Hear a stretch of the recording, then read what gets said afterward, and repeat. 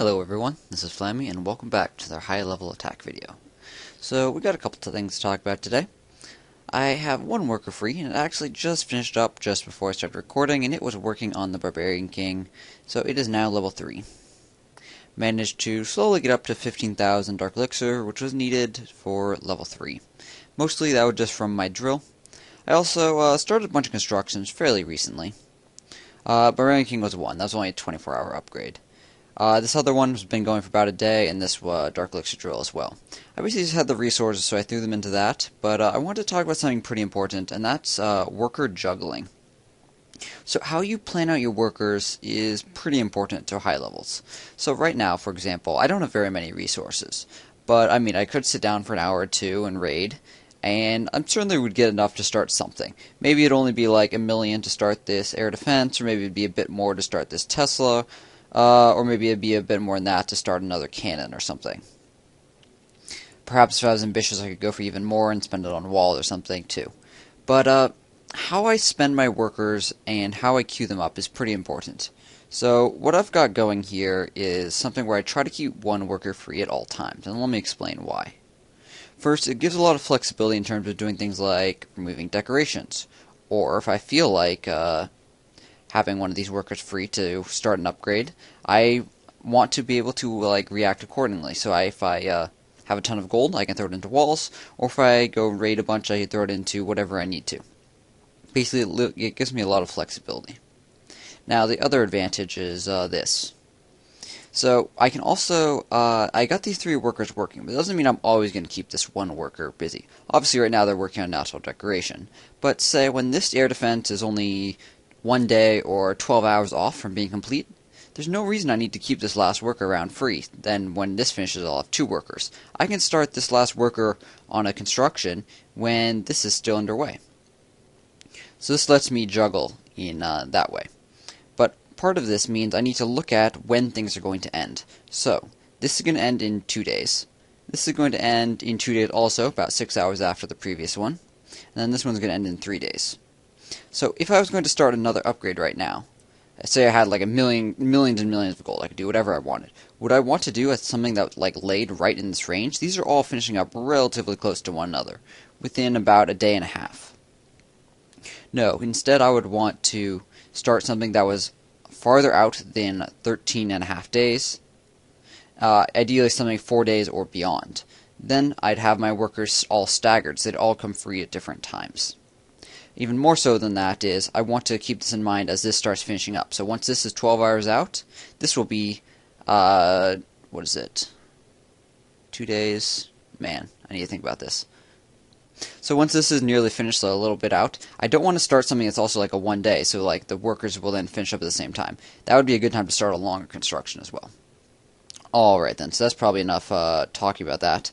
Let's go queue up some army and go on the attack. Because I don't have anything, really, I don't really have anything to spend it on. I don't really have enough resources, I don't really have any projects to spend it on, is what I'm trying to say. But we can try to work around this by just going for anything and getting up to whatever we need. I did have research recently. I can't remember what I started it on. I think it might have been one of the heal spells, because it finished up recently as well. Haven't recorded a high-level attack video in a while, but figured we'd give an update. You saw all those constructions. Basically all of those I think I started since my last video. I think we won't find very good matches. Maybe we'll drop down the trophy count as well. I did that on Derpy and it proved pretty successful. However, the fact that I'm seeing Town Hall 6s here is not good. I don't want to fight Town Hall 6s, and here's 2 of them in a row. Town Hall 6s give a pretty hefty penalty to the number of resources I can steal. So we're looking for a Town Hall 7s, like this guy, or above. Pretty bad layout. Looks like he just got to 7 here with some the new cannon out there, and this new archer tower on the left, new mortar on the right, new cannon on the left. 75,000 worth it? It's not bad. It's not great. Let's keep searching. I'm going to try to get more than 75,000 of each, which is currently where we're at. We'll see if we regret it later, though. I might. 6,000, or Town Hall 6 is going to give us penalties. That's a good one. It's a good one. Should we check on this guy? Yeah, let's do it. First, let's check for clan castle guys, as always. And there are some.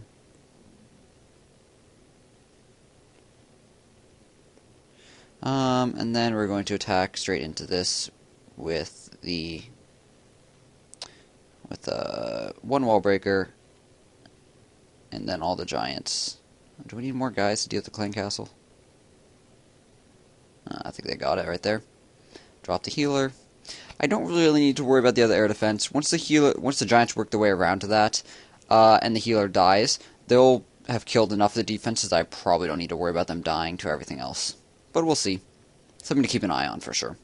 Also something to practice predicting, because it definitely affects how you attack a base if you can accurately make the decision or not. Seems like some of the resources, like not none, are in the gold mines around the side, but not everything at the same time. Giants are doing a good job of pretty much one-hitting most of the defenses. The fact that these walls in between are only the black walls is pretty helpful. Looks like Heal's getting distracted briefly on the archers, but looks like they're back on target now. Okay, now they're taking some damage. So like I said, I'm pretty sure that the giants will be just fine cleaning up the rest of these things. I'm going to, though, help out with some of these other guys. So we'll just go on the attack. Now, after this, I could show you some recent attacks as well. But, okay, good. These guys should hopefully finish up this cannon as well. I could show you some recent attacks, but the thing is, I haven't had any attacks recently, so I guess my base is now scary enough that most people are pretty scared to attack it, because I have gotten a lot of people just giving me shield, which I appreciate for sure. But I guess it doesn't produce very interesting defenses for you guys. But you know what? I think I value protecting my resources fairly highly, so I think I'll take crappy attacks rather than serious, lots of them. Giants are weakening, mostly due to this wizard here, but you know what? It's just fine because there's still a lot of them alive, and there's only one wizard left. Now, there's not many other things alive. Not a ton of infantry alive, so I'm going to deploy 10 goblins, which would be plenty to take out these storages in the last 40 seconds. And I expect the last few barbarians and archers shouldn't have a problem clearing the town hall as well during that time. And with 30 seconds left, build their hut in the left corner. Do we really care? Not really. Well, we'll make it a race. Looks like the guys will get there in time. Oh yeah, no problem at all. And 3-star, done. Alright, so I'll show you the recent attacks to sort of show what I mean, but we don't really have anything super serious recently, which is definitely good. So you'll notice that all these guys, whether they deploy basically no archers or more, they're basically not getting very many resources. So this guy got, so I expect everyone to get 1,000 of each. This guy got 2,000 extra. This guy got exactly. This guy got extra 10,000 elixir.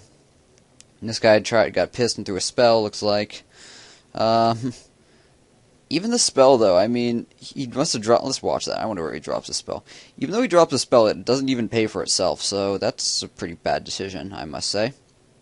Part of the thing is my storages are spread out a bit to help prevent lightning spell spam from taking them out. With this long left. Okay, he drops it right in the dark elixir. For 170 dark elixir, was that really worth it? It's a hard decision. I'd say generally not. Maybe like if it was the last 170 you needed to finish up your Barbarian King, possibly, but you know what, not really.